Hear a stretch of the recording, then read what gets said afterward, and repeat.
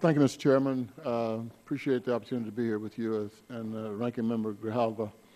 I especially want to thank, during my short talk here, that Judge Ted Poe of Houston, Eleanor Holmes Norton, who is the delegate here from the District of Columbia, the National Park Service and the World War I Centennial Commission, and the entire Missouri delegation for its work on this issue, commemorating the centennial of World War I, has been in many ways a labor of love for me since I entered Congress almost 10 years ago.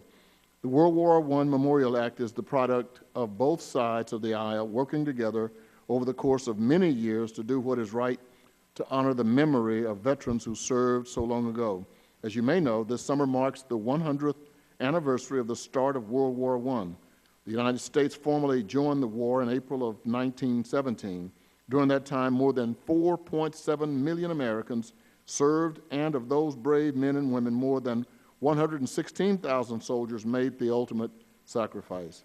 During the war, Union Station in Kansas City, Missouri became a focal point where train traffic peaked during World War I with 79,368 trains passing through Kansas City's Union Station, including 271 trains in one day.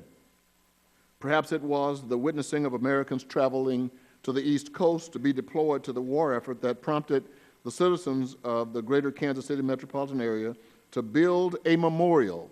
And on that memorial, these are the words that are encarved: "Lest the ages forget."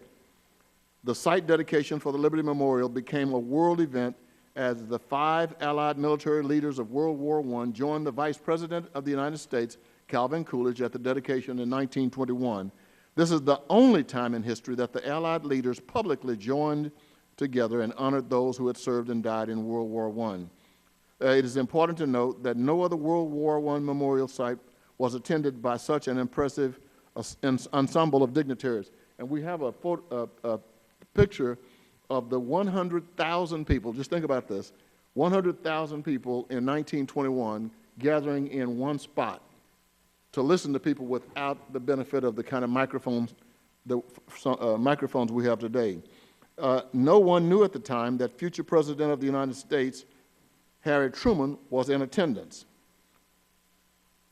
At the official Liberty Memorial dedication in 1926, President Calvin Coolidge stated in his speech, "It has not been raised to commemorate war and victory, but rather the results of war and victory, which are embodied in the peace and liberty."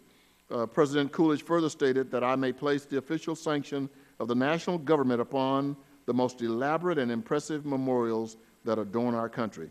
So, Mr. Chairman, I appreciate the opportunity to come here. I think that we have worked across the aisles. We've worked with everybody who's interested in this issue.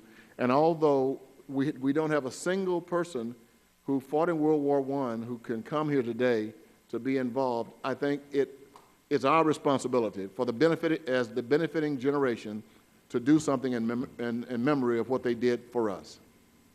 I yield back the balance of my time. Thank you, Representative. Mr. Fountain?